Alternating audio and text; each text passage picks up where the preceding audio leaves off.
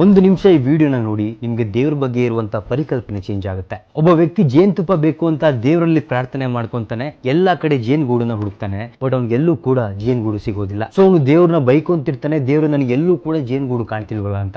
ಅವತ್ತಿನ ದಿನಾನೇ ಅವನ ಪಕ್ಕದ ಮನೆಯ ವ್ಯಕ್ತಿ ಬಂದು ಒಂದು ಹಳೆ ಗುದ್ಲಿನ ಕೊಟ್ಟು, ಇದರ ಅವಶ್ಯಕತೆ ನನಗಿಲ್ಲ, ಇದನ್ನ ನೀನಾದ್ರೂ ಯೂಸ್ ಮಾಡ್ಕೊ ಅಂತ ಕೊಟ್ಟು ಹೋಗ್ತಾನಂತೆ. ಅವತ್ತಿನ ದಿನಾನೇ ಆ ವ್ಯಕ್ತಿ ಸಂತೆಗೆ ಹೋಗ್ತಾನೆ. ಆ ಸಂತೆಯಲ್ಲಿ ಮೊದಲನೇ ಅಂಗಡಿನೇ ಹೂವಿನ ಗಿಡದ ಬೀಜಗಳನ್ನ ಮಾರುವಂತ ಅಂಗಡಿ ಆಗಿರುತ್ತೆ. ಸೊ ಆ ವ್ಯಕ್ತಿಗೆ ಏನೋ ಕನೆಕ್ಟ್ ಆದಂಗೆ ಅನ್ಸುತ್ತೆ. ಆ ಅಂಗಡಿಯಿಂದ ಒಂದಷ್ಟು ಹೂವಿನ ಗಿಡದ ಬೀಜಗಳನ್ನ ತಗೊಂತಾನೆ. ಪಕ್ಕದ ಮನೆಯವರು ಕೊಟ್ಟಂತ ಆ ಗುದ್ದಲಿಯಿಂದ ತನ್ನ ಜಮೀನನ್ನ ಅಗಿತಾನೆ. ತಾನು ಸಂತೆಯಿಂದ ತಂದಂತ ಬೀಜಗಳನ್ನ ಬಿತ್ತುತ್ತಾನೆ, ಕಷ್ಟಪಡ್ತಾನೆ, ನೀರ್ ಹಾಕ್ತಾನೆ. 1-2 ತಿಂಗಳಲ್ಲಿ ಅವನ ಜಮೀನಿನ ತುಂಬಾ ಸುಂದರವಾಗಿರುವಂತ ಹೂಗಳು ಬಿಡುತ್ತೆ. ನಿಧಾನಕ್ಕೆ ಅವನ ಹೂವಿನ ತೋಟಕ್ಕೆ ಜೇನಿನ ನೊಣಗಳು ಬರೋದಕ್ಕೆ ಶುರುವಾಗುತ್ತೆ.